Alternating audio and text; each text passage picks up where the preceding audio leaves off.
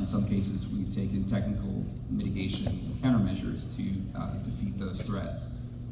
So we've developed a track record of experience working in complex urban environments, places like New York City, Los Angeles. We were at the Mardi Gras, New Orleans this year. And we want to translate that experience into the domain of the JITF401. We have had a relationship with the JCO, the predecessor. Last summer, we signed a memorandum of understanding with the JCO and PEO Missiles and Space.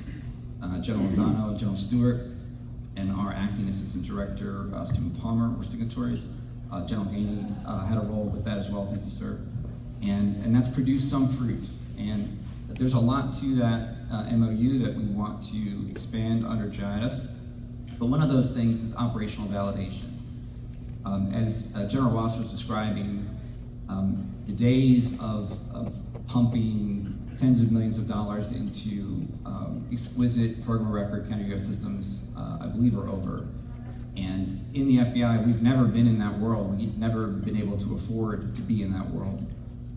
We've been forced to be extremely nimble, and we procure our counter-UAS systems mostly from the open market, commercial open market, and we can turn around in a matter of weeks or months and get those into those operational environments like New York City and Los Angeles, which I believe could be, not those cities, hopefully, but those types of high density urban environments with cell phones, satellites, trucks, and urban shadowing. Those are going to be potential battlefields of the future.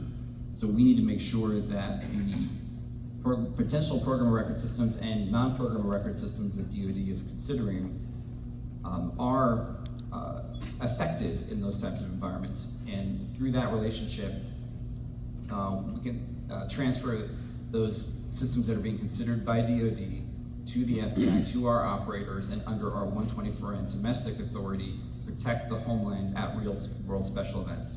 Now, our folks are certified, trained to use this. This is not experimental. This is not test. But as we've seen, these systems that are potentially developed in the desert or operationally validated in the desert do not perform well in these urban settings. So that is one way that we're looking forward to expanding the relationship here over the coming years. If you're not tracking, we're also setting up a training center. Executive Order 14305, signed on June 6th by the President.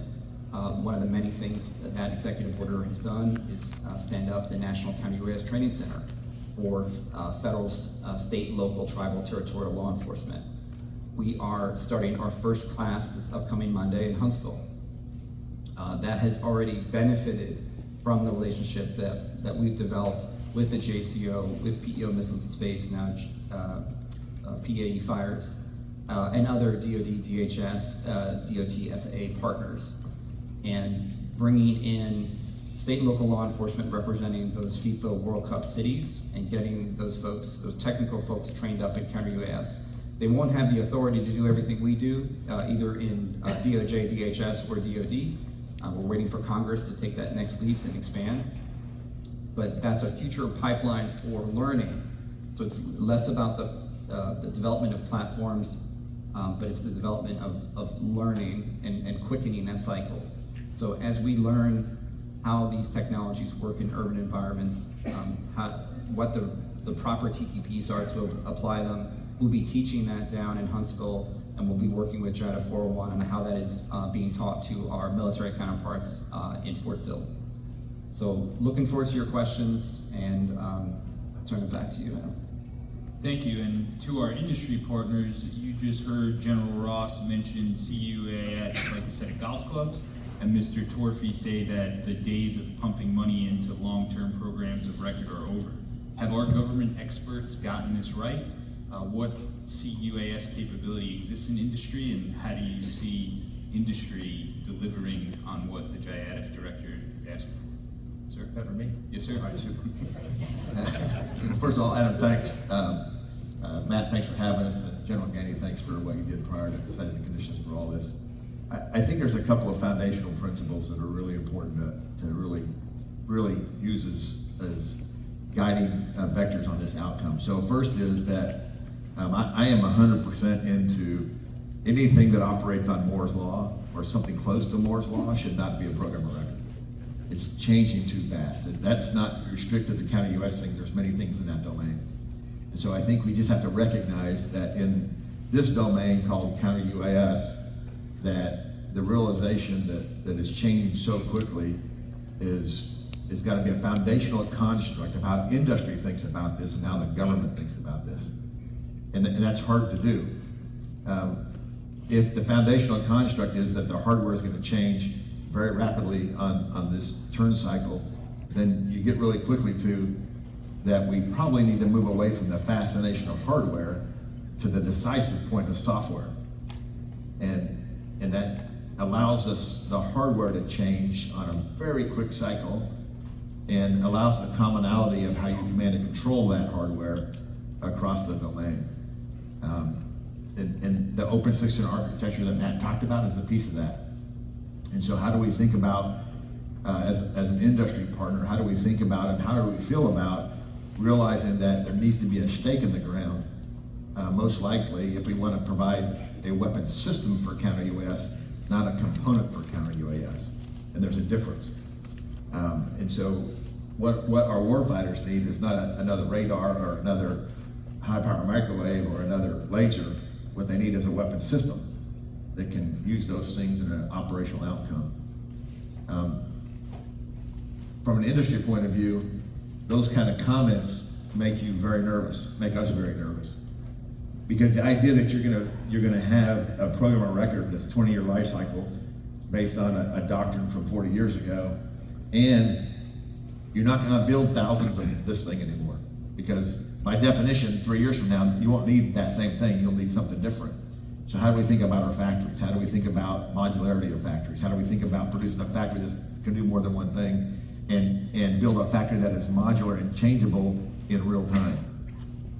And then if you add to that the construct that the hardware is no longer the decisive point, then you quickly get to that government has to have a constant methodology to upgrade hardware, a constant methodology to test hardware. So whether that's the interagency from the FBI or whether it's with Matt Ross and a joint perspective, that the constant ability to run aggressive competition to create opportunities for industry, and I'll say even from the large industries all the way to the small industries, to bring to bear their technologies, because those industries will bring that technology at different paces. And so one of the things that has to happen to that, and I think one of the things that industry gets frustrated with is lots of demonstrations and no outcomes. It gets highly frustrating.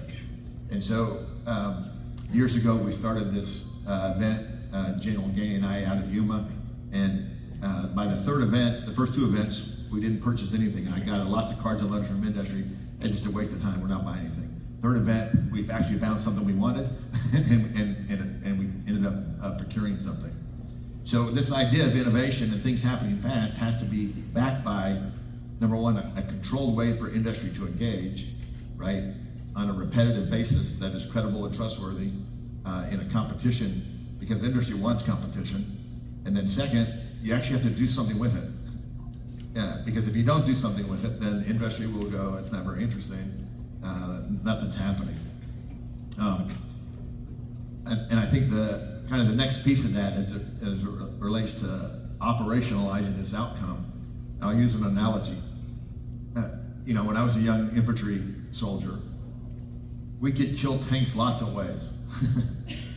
We have to have that same mindset in UAS and Counter-UAS. We need to be able to kill this threat lots of different ways. I am not the industry partner who believes that there is a perfect weapon system. It doesn't exist in my mind. You have to have, and I'll use the words of our great air defender, General Gainey, which is hard for me as an aviator to say. But you want to see things as far away as you can, start planning to kill them as far away as you can, and keep attriting them until they get to you. And hopefully you attrit enough of them that they're no more combat effective. That means you have to have lots of things. So if you're an operational commander, to General Ross's point, whether you're defending a post camper station or you're forward in a maneuvering element, then there's not one answer that's going to solve all of your problems. That weapon doesn't exist. It's going to be a layer of things that are going to provide you. So what does that mean operationally for the Army? And I'll end with these last two pieces. So the first is, if you believe change is a key part of the future, and you can argue about the cycle, but let's say it's on Moore's Law, 18 to 24 months, something like that, and you're going to change hardware that often, fundamentally what's going to happen? And it really gets into three fundamental principles. Number one, if it's going to happen that fast, it has to be autonomous. It has to function as much on its own as it can with little to no training. Because General Ross is going to buy it, and he's going to give it to a division commander, and it doesn't exist in some program record somewhere. There's no log supply, there's no training school. So if we want the average 18-year-old soldier, you want Private Thurgood to go take that weapon system, it has to operate almost autonomously, if not 100% autonomously, all of the time. The training cycle must be minutes and hours, not days and weeks and months, you know, when I was a young soldier going to AIT. So we got to think about how we train our soldiers differently. So instead of training our soldiers on products, which we've done for generations, we need to train our soldiers on domains. Train them on the domain of Counter-UAS, the domain of drones, how to build a drone, how to kill a drone. And then use that domain, because by definition, General Ross is going to give every division on a different cycle new equipment. So you can't have that. There's no place you can train that change that often. So you got to train at the unit, which means they need domain knowledge at their individual training, not specific product knowledge. You get the product knowledge at your unit. That's a commercial model. Commercial business places have been doing that for years. The second piece in this triad is, and this is hard for the Army, we've got to realize that this is attritable. We got to realize that it's going to be temporary. We got to stop doing accountability on bayonets, so to speak. We got to realize that it's going to be used, it's going to be exercised, it's going to be used to kill something or get killed, and we're going to move on to the next thing. And the idea of attrition is hard for us in the Army. We like our things, we like to have lots of our things. So we got to change the mindset about logistic support structures. We don't need all these logistic support structures. Use it, throw it away, move to the next one. And so if it's going to change, then that actually follows naturally from that change. And then the last piece of this is we're going to have to not only interoperate with our agencies here, but we're going to have to find a way to interoperate with our allied and partner nations. Right? Just as the fight, as General Ross said, doesn't stop at the fence line, it's not going to stop at a boundary line on a map. that fight's going to happen vertically and horizontally across the battle space. And so it's not enough just to have equipment that is good and what we need in the U.S. force and our agency forces. We've also have to tie that to our allied and partner nations. Because that future fight, if there's going to be a future fight, is going to be in an all-domain, multinational outcome. So the policies associated with that Adam talked about earlier are really important. So look forward to your questions. Thank you, sir. Colonel Kelly, sir, go ahead. I'd just like to, Please. one comment here on the Private Thurgood.